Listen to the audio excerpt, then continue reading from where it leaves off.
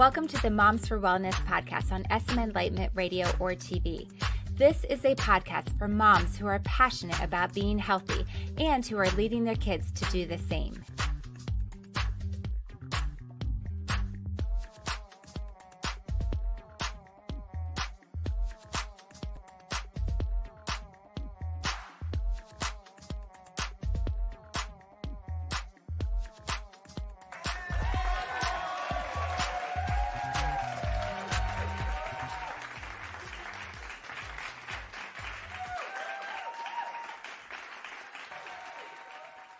Welcome back to the podcast, Mama. Today we are talking about the power that food has to heal us.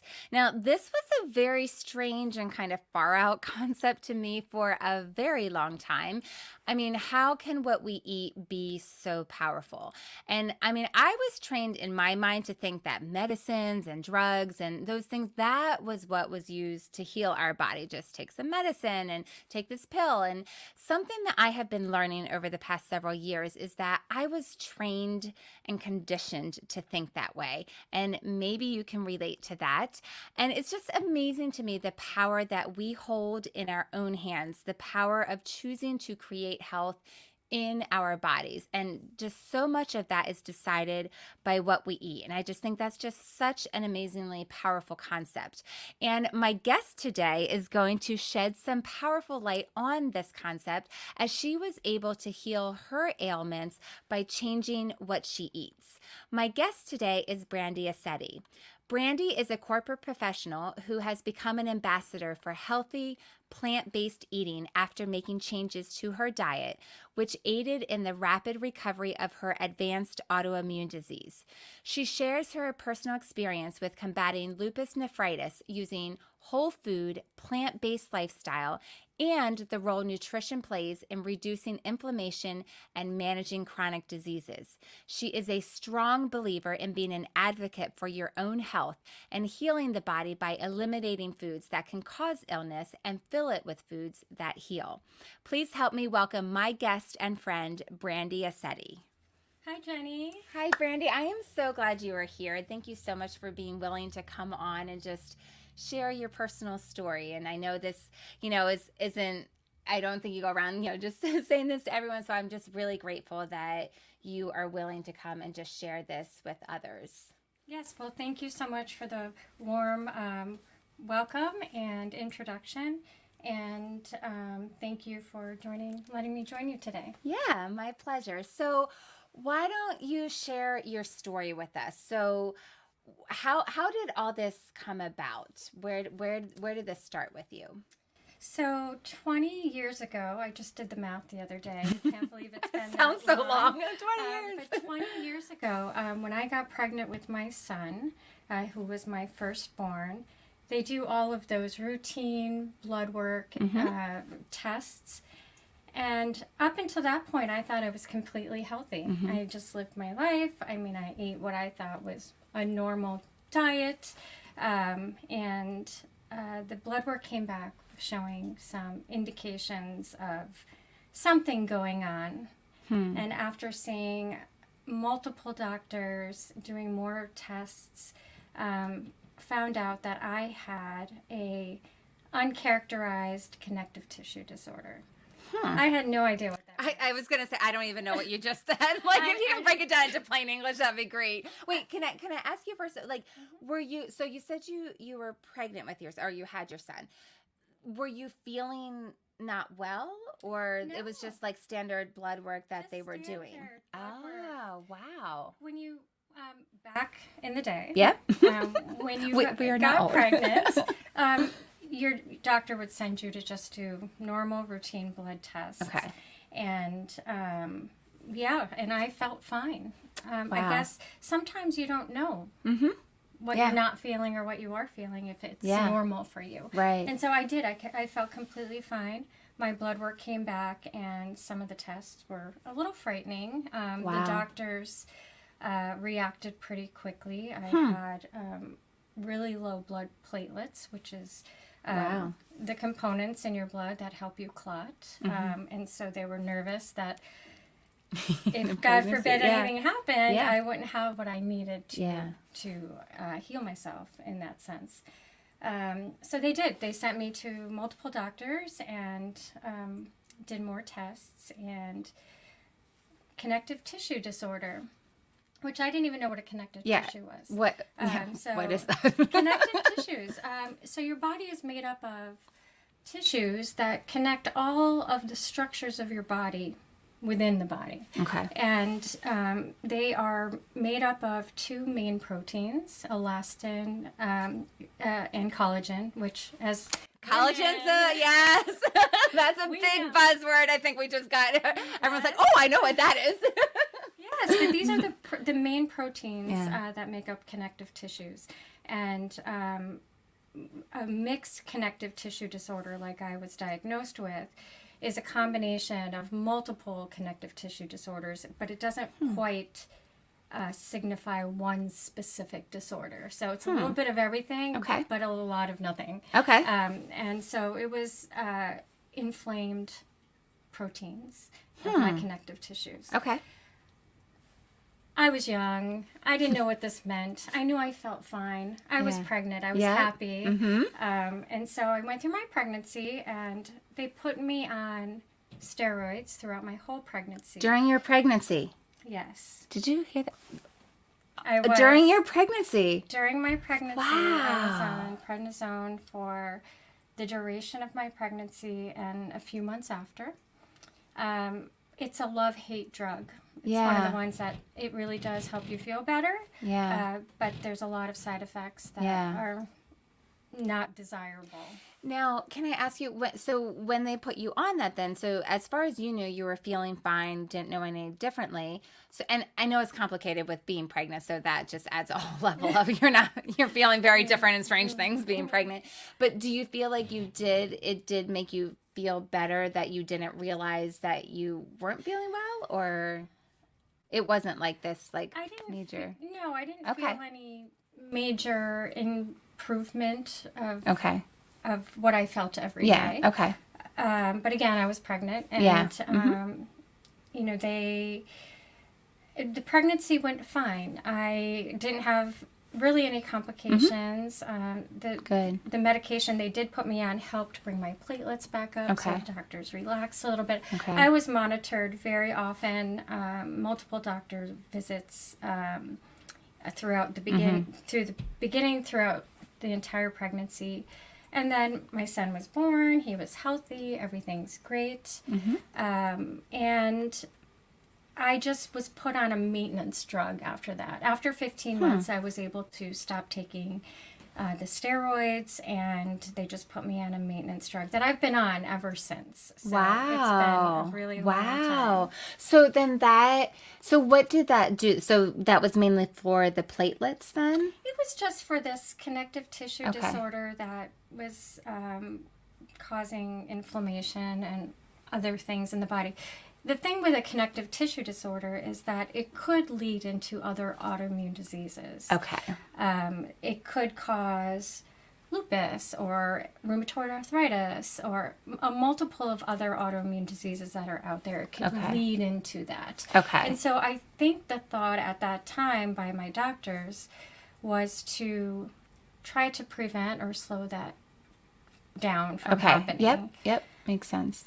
I, after that, lived my life normally. Didn't do anything different. I was raising a little boy, and a couple years later got pregnant with my daughter, and of course they wanted to monitor that. The difference between the two pregnancies for me was with my first pregnancy, I was the one that was sick. With my second pregnancy, my daughter actually had some symptoms because of my uncharacterized connective tissue disorder. Oh, interesting. So she was monitored closely. She is now 17 years old. She's doing great. But I just continued with the medications. And no one ever talked to me about changing your lifestyle or changing your diet or looking at things more holistically. Right. Right. So I just continued doing what I was doing. Then about 3 years ago, I started my blood work because I get monitored a lot. Yep. Makes sense. Blood work every couple of months, seeing doctors just out of preventative measures. Right. Because over the years they had said, I don't really have lupus. I don't have any one thing that they could say a definite. It was a little bit of this, a little bit of that, symptoms of this, symptoms of that. And you mentioned autoimmune disease. Like, were they saying you had an autoimmune disease, or they thought this would lead into one that they were hoping you wouldn't get that autoimmune disease? My feeling on it was that they thought it was going to be leading into something more. Okay. Typically it does. And I think that's why the early medication was prescribed to me so that I could prevent that. And honestly, I was really lucky for decades. Yeah. I didn't have a lot of symptoms. My biggest symptoms were fatigue. I had some sensitivity to the sun, but nothing that you would read about all these autoimmune disease symptoms. Yep. So I felt like I was lucky. Yeah. But 3 years ago, my blood work started to change a little bit. Okay. And we got a nephrologist, which is a kidney doctor, involved. And I had to do some biopsies of my kidneys. And it came back to where actually it was class 4 lupus nephritis, which is my goodness. out of there's 6 classes. Okay. So it's not the most mild, it's not the most extreme. Okay. The most extreme would be kidney failure. Okay. No one wants to hear that. To go from yep, I'm on medication, I'm fine, living my life, to all of a sudden I'm seeing a nephrologist. I know. It seems so abrupt. And it was. It Yeah. really was, and it was scary. I didn't really know what to think about it. But at that point, not only did I learn I had lupus nephritis, I learned I had lupus. Because now I had enough symptoms to go ahead and classify this uncharacterized connective tissue disorder had transitioned then into lupus. Interesting. Now, was lupus ever mentioned in the past by any doctors along the way as you might get it, or you might have it, or we're not sure? It was always called lupus-like. So not quite there. Okay. I think that what was the determining factor was how many of the symptoms I had. Interesting.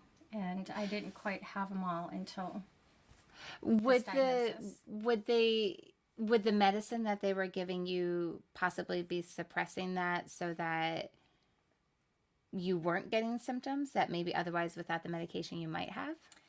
I would think that it had a positive effect on speeding up the progression if it was going to progress. Yeah. And I tolerated the medicine pretty well. Yeah. As far as I know. I mean, when you're on something for so long, you don't know. Yeah, that's all you know, right? Exactly. Yeah. You Makes wouldn't sense. know what you're like without it. Right. But I think it did. I mean, it's still used regularly today with for helping rheumatoid arthritis and lupus, and I probably will be on it for quite a while. Right. Yeah.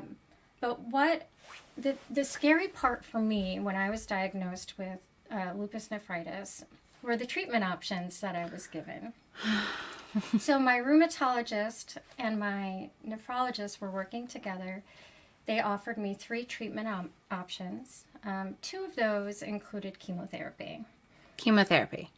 No one likes that word. I like that word. And so lupus nephritis. I think, can you give maybe, I don't know, not textbook definition, but just explain that a little bit to back up to before you continue on with telling about what the options are, because okay, I was diagnosed with this, but what is that? So lupus, we'll start with lupus, because lupus nephritis comes out of lupus. But my feeling and understanding of lupus is that your body, your immune system, creates antibodies regularly, every day, to fight off viruses and colds and all of these foreign things that get into our bodies that aren't supposed to be there. With an autoimmune disease, your body is creating those proteins, those antibodies, and it's attacking its own cells, its own organs. And with lupus, it's exactly that. It's creating these proteins, these antibodies that go and attack your major organs. So your skin, your brain, your lungs, your heart, any of these major organs, that's what the targeting is. And for me, when lupus started to target and attack cells, it focused on my kidneys as the organ of choice. Wow. So, and organ of choice. We choose the kidneys. Yes. And what this actually meant for me was my blood tests were showing, I felt fine, but my blood tests were showing some protein in my urine, some blood in my urine. You can't even see it. Trace little parts, but it shows up in blood tests. And fatigue, and there were some things that I guess, when you're working full time and you've got kids and I guess whatever. Is it fatigue or is it something more? Right. And with the lupus nephritis, the lupus had concentrated on the kidneys. It was affecting the kidney function. So it caused so much inflammation in the cells of the kidneys that they weren't doing an adequate job of filtering out the things that typically would go through your kidneys. And so some of those things would be the protein. So protein was getting through when it was supposed to be filtered out. And this inflammation, if it's chronic enough, it can cause scarring of those cells that sometimes can't be repaired. And then it gets worse, and it could cause kidney failure would be the worst of it, which would require either a kidney transplant or dialysis. So it's... Wow. So here you are in the doctor's office, kind of out of the blue, right? I mean, you got your blood work done, got tests done, and you're hearing stage 4 out of 1 through 6. We're not at failure, but here's your options. So tell us what so chemotherapy was one of the options or 2 of the options? 2 options. 2 of the 3 options they gave me were including chemotherapy and other immunosuppressant medications, high dose steroids, and a slew of other pills that they had given me. The difference between the 2 chemotherapy options was the duration of the chemo treatments. And then the 3rd treatment was just medication based. Doctors wanted me to make a decision right then and there. They wanted me to move forward quickly on trying to get myself healthy. And I just had a really hard time with that. It just wasn't making sense to me that we're only talking about medicinal therapy to heal this. And so I asked for a little bit of time. I said it took a week, and I did as much research as I could, trying to advocate for my own health, try to learn as much as I can about the disease, about the treatments that were out there, about what you could do without medications that could help your body heal as well. And what I found out was that through reading books and online, you can do anything online now. It's amazing online resources. Exactly. That there are so many doctors out there, so many scientific studies done about how eating certain kinds of foods or eliminating toxins that you eat, that you consume on a regular basis, how they affect your health. And there are some really great plant foods out there that actually will reduce inflammation, will reverse diseases, and I was very interested in learning more about that. Interesting.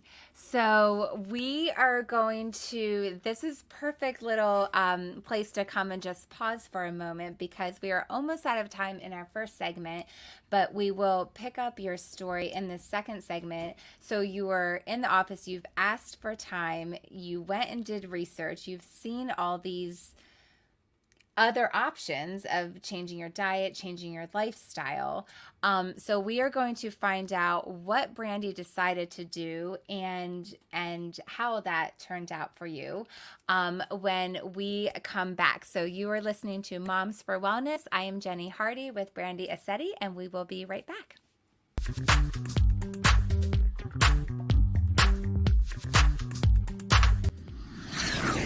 Welcome back to Moms for Wellness, and I am here with my guest, Brandy Aceti.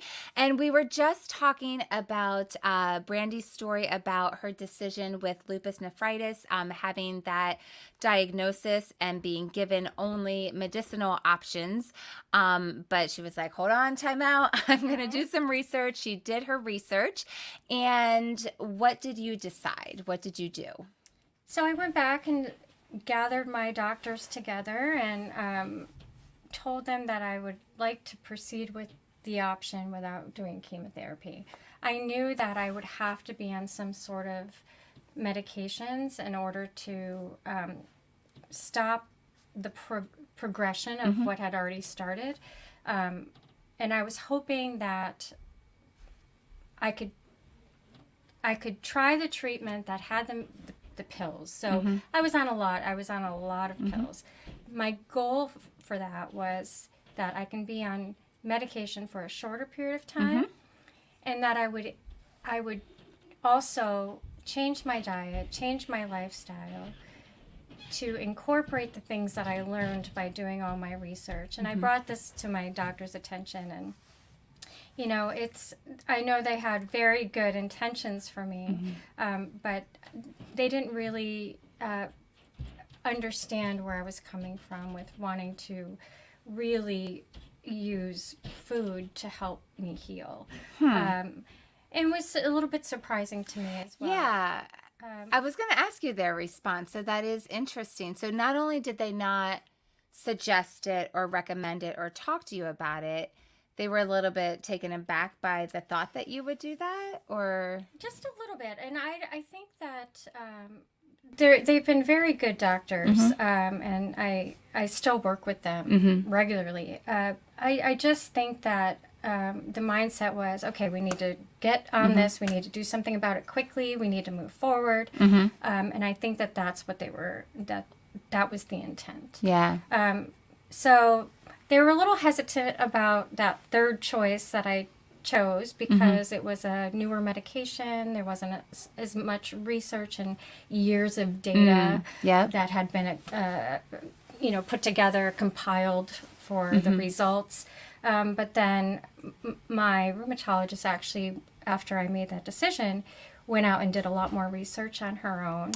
She called me back and she's like, I think I'm okay with that choice. So we went ahead, and my nephrologist said that not to expect anything to happen too quickly.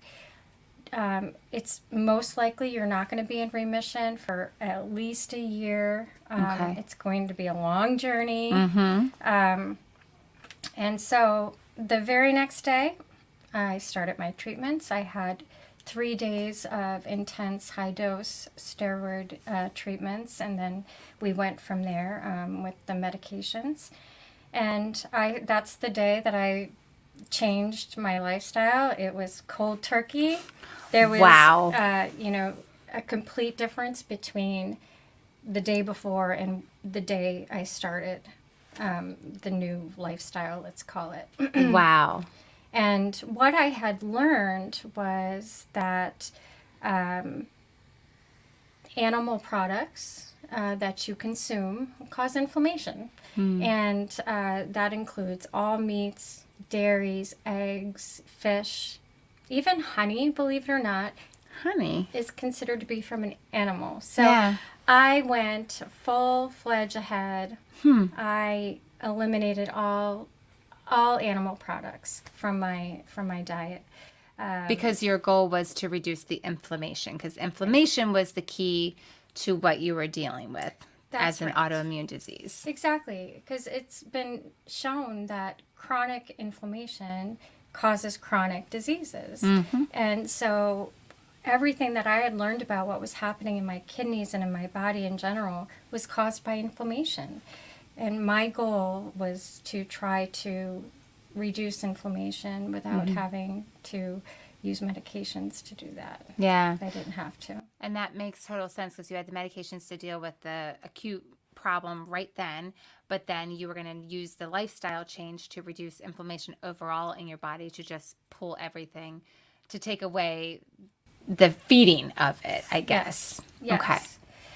And so I did something extreme because I was really in the need to heal myself. Yeah. I wasn't just trying to keep myself healthy and Right. prevent things from happening. Right. I had to heal myself. And so I removed all animal products. But then I removed all processed foods. Processed foods are just filled with so many things that are not good for us for many reasons. And I removed oils from my diet. There's some misconceptions about oils. Okay. And this is another hot topic, like right now. It's just interesting. This was several years ago that you were doing all this. And I do think it's interesting because I feel like, oils, especially seed oils, like there's a lot of talk about that now. So what did you do? What did you find in your research, and what did you do? Well, oils are full of elements that cause inflammation. There's a little bit of a back and forth that I've heard about olive oil. I think olive oil is probably one of the healthiest oils you can have, but it still has a lot of omega-6s in it, which are inflammatory proteins. And so if you're going to use an oil, that's probably the best one to do. But for me, I was not even any, so none at all. What about avocado oil? So I didn't use any. Okay. I didn't use any. And amazingly enough, there's a whole group of people out there who love to share recipes online, in books, about not being able to cook without using oils. And it's amazing. You can really do anything. Yeah. So there's a lot of support out there for that. But basically, I just followed a couple rules. I got rid of all animal products. I got rid of oils. I eliminated processed foods from my diet. And then there were some things I did to kind of get myself a little bit healthier and start to heal and nourish the cells that were damaged. And that was to really go more of a raw diet. Yeah.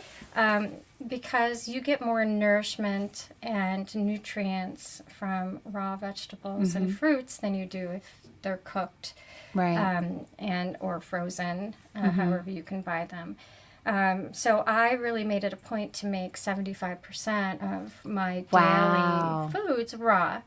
This was hard for me. Yeah. I love warm comfort foods. And wintertime, that's tough too. Like, we live in the Northeast, so that's tough. It is. Yeah. But I made that my priority, and I did a lot of green smoothies. I did a lot of salads. Tried to just flood my body with raw fruits and vegetables. Yep. And then, I kind of gave myself a little treat for dinner time. I would throw some grains in there that were cooked and some cooked vegetables, but really try to heal myself first. Yeah. Of course, drinking lots of water and taking care of yourself overall in general. And I was in remission after 5 months. So wow. I really think that it had a lot to do with that's my choice. Amazing. So if you remember what you said the doctor said was a year, if that, like, don't get your hopes up, and then like 5 months you were able remission. That's amazing, Brandy. I know. That's Wow. why I am so passionate about this. I mean, I'm passionate about food. Who doesn't Yeah, like I food know, to right? begin Exactly. with? Food is amazing. But seriously Yeah. passionate about this. And I'll tell you, like, you don't have to be perfect. Yeah. I mean, there's times like I even recently over the holidays kind of let things go, and I would eat whatever I wanted here and there. But you feel the difference. Yeah. Yeah. And that to me shows right there. I don't have the joint pain. I sleep better. I have more energy, more focus. You're able to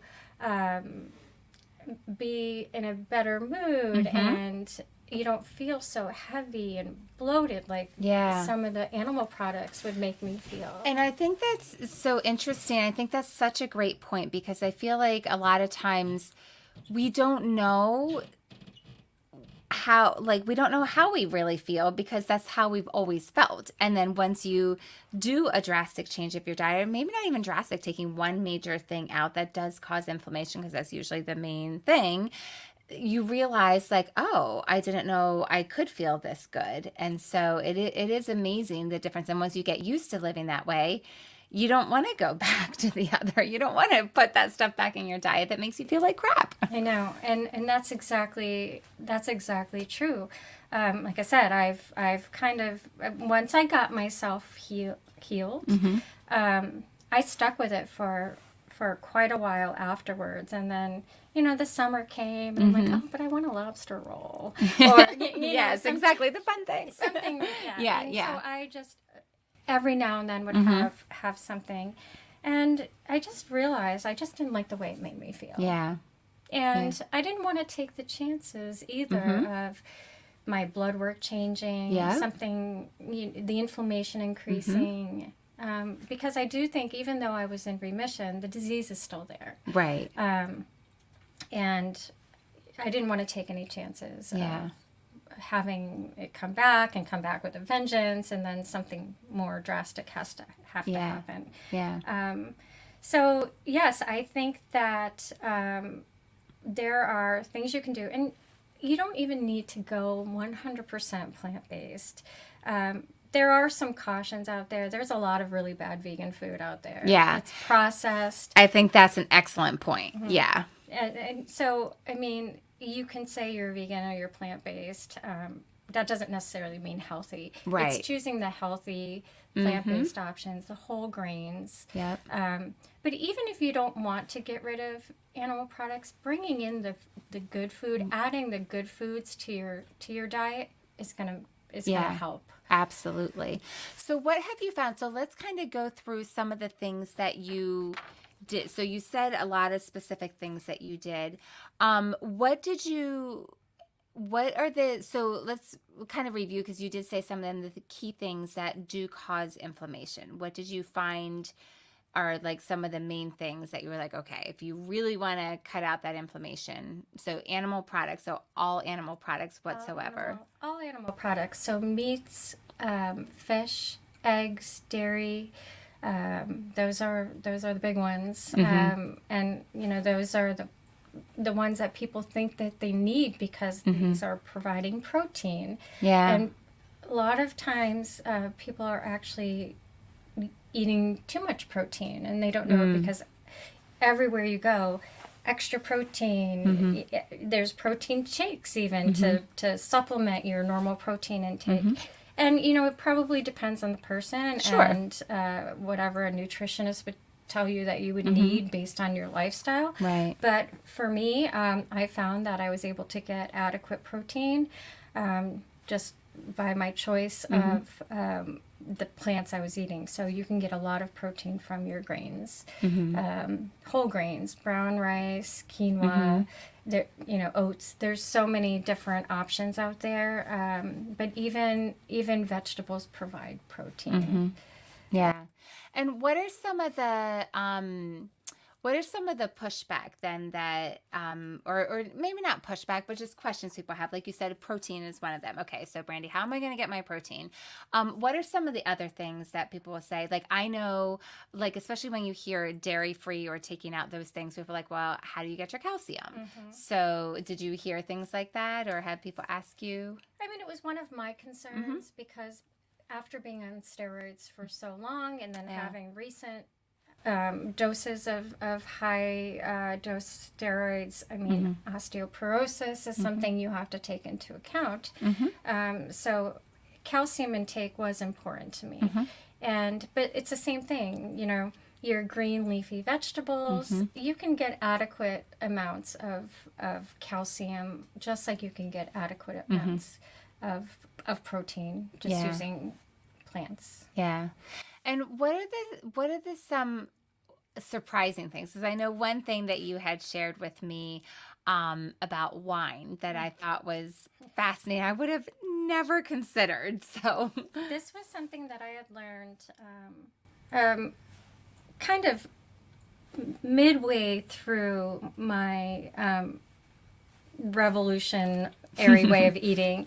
Is because I would still have a glass of wine here and there. I didn't get rid of that altogether.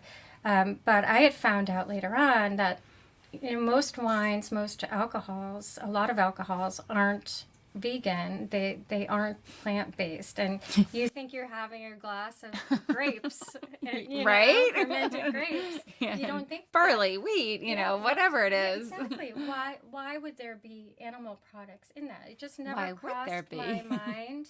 And I did find out that part of the finishing process of wines and certain alcohols is they use parts of animals to process that. So it really was an eye-opener to me because what else are these products in that we think that we don't know right exactly is in the food that we're eating?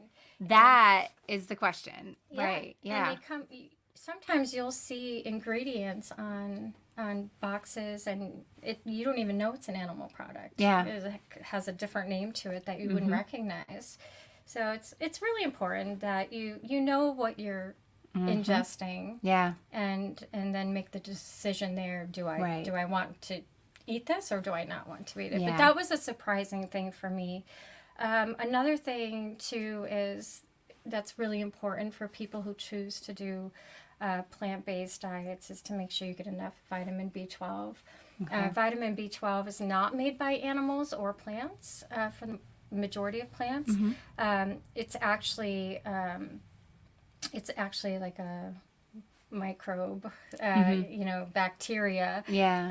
And a lot of times we get it through our animal product consumption because it's in the grounds that they're stepping on and the grasses they're eating. And so we typically get sufficient amount of vitamin B12 with a normal American diet of meats and dairies. But if you eliminate those items from your diet, you're going to want to look into a supplement. Okay, so that would be supplementation you're talking about then. So that wouldn't be from any vegetables that you would be able to get that. There are some superfoods that have B12 in it, and I don't have the list in front of me. We would have to look that up. But there's certain ones, a few specialized plants that you can get B12 in. But the best case would be to do that. Okay, interesting. Very interesting. And I guess one other thing that was a little bit of a challenge for me, I'm a big foodie. I love to cook. I love to dine out. I love to explore different restaurants and different places, the food that they serve there. Was learning how to eat out. Yes. It's tricky, isn't it? It is. Yeah. And it's not just for people who are whole food, plant-based, trying to decipher what they're eating. I think it's for everyone. Even vegetarians who still ingest dairy products. A lot of cheeses, you think, oh, it's cheese. It's not, it's okay. It's a vegetarian. But a lot of cheeses even are processed using parts of animals. So, Parmesan cheese being one of them. You can do all kinds of research on this. Do your research. But it could be a whole nother segment here. Yep. But yeah, no, it's learning how to adjust when you are going to a friend's house for dinner or going out to restaurants. All the social situations. And it's still somewhat difficult sometimes depending on what kind of event you're going to. I think the world has opened up a little bit more to being conscious and open to other ways of eating and provide some good options. But what I have found is that most places you can find something to eat. You know, if you are going out for pizza, you get a pizza without cheese and just load up on the vegetables. If you're going out for grinders or subs, you throw all the vegetables on there, and if you like vinegar, put some vinegar on there. If you like mustard, put some mustard on there, and that's all fine. You can... And you would have the gluten, though? Because you said the whole grains and stuff, So I'm okay. I don't have a gluten intolerance. I know it does affect some people and cause inflammation in some people. If I have control over it, I do like to do the whole grains, which to me... But every now and then, like other things. Wheat, but...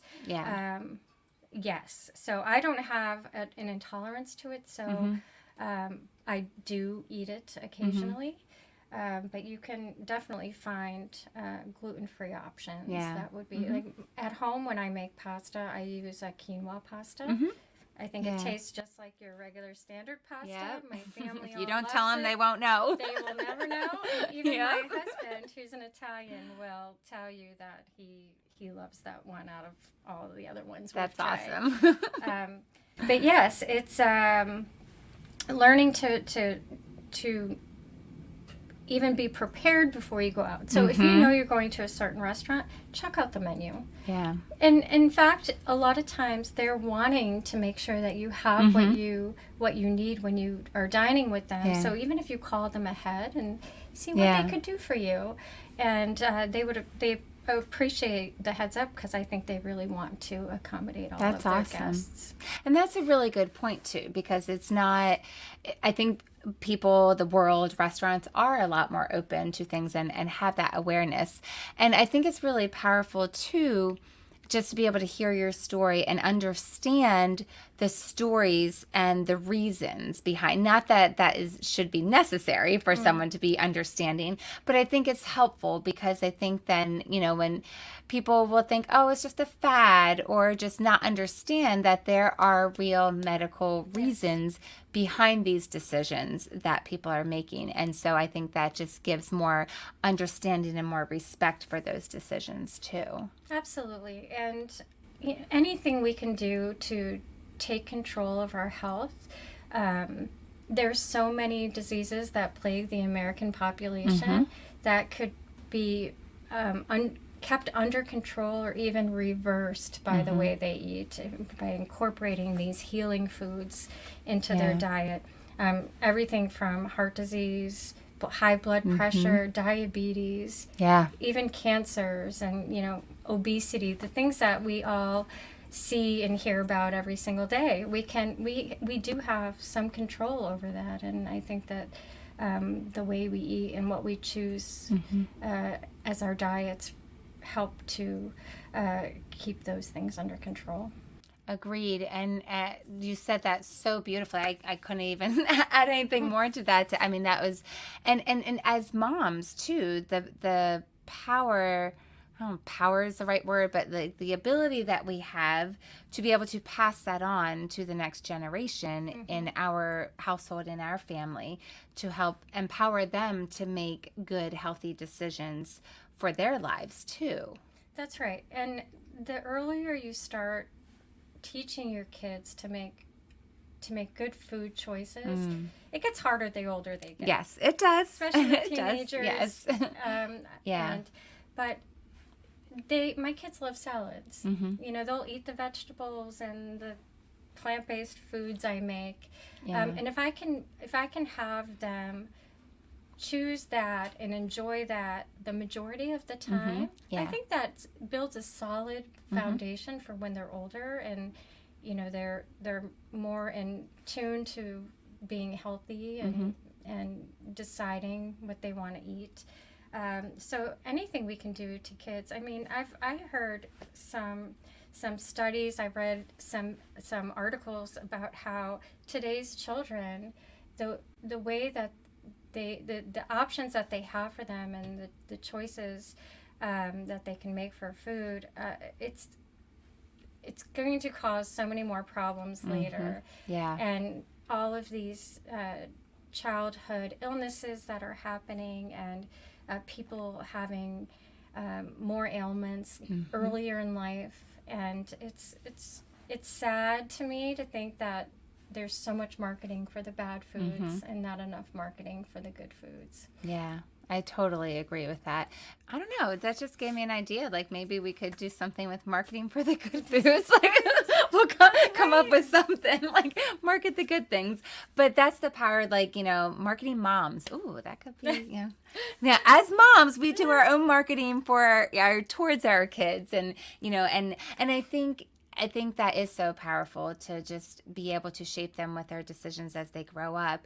And like you said, it's not about perfection. It's not about all the time. It's about a majority of the time. And I love what you said too, and something that I've tried to say with my children, it's choosing the healthy option. We want you to be healthy. Like, this is how to take care of your body, and framing it that way, as opposed to however else it might be said, but to be the best that you can be, and that you can run and jump and play and do all the things and think well, and this is to help your body function the best way it can. That's right. And I think there's people have a good awareness of what's bad for them. There's all this, I know I shouldn't eat fried foods, and I know I shouldn't have this, and I know sugar is not good for me. I think they know the bad foods, but I don't think they're recognizing that the good foods are actually not just good, they're healing. Yes. And when it comes to talking to your kids and having influence over them, not only being positive about these good foods that are going to help them maintain their health, but it's saying, oh, you can't have these bad foods, but more often it'd be better to say, oh, these are the good foods. Here's why they are, and here's what they do. Yeah. Oh, that just gave me an idea. So maybe that's what we'll do on future episodes, is talking about those good foods and what makes them so good, so that you can be encouraged as a mom to be able to help your child eat these things. Well, Brandy, thank you so much for being willing to come on and just share your heart and share your personal story with us. I know that it touched so many women, so many moms, so many people, whoever is listening. And I'm just so grateful that you were willing to come on. So thank you. Thanks for the opportunity. That's a wrap. Thanks for joining me on SM Enlightenment Radio or TV, or joining me on the Moms for Wellness podcast.